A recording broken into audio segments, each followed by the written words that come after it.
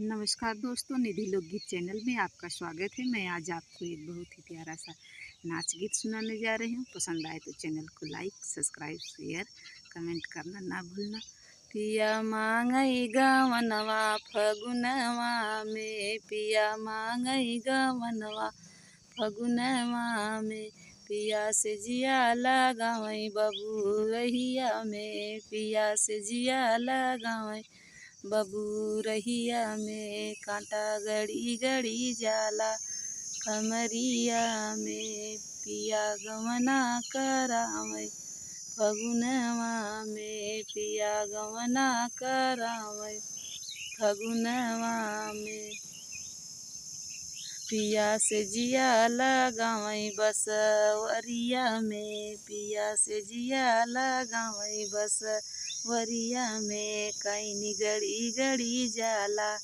कमरिया में, पिया गवना करावई फगुनवा में, पिया गवना करावई फगुनवा में, पिया से जिया लगावई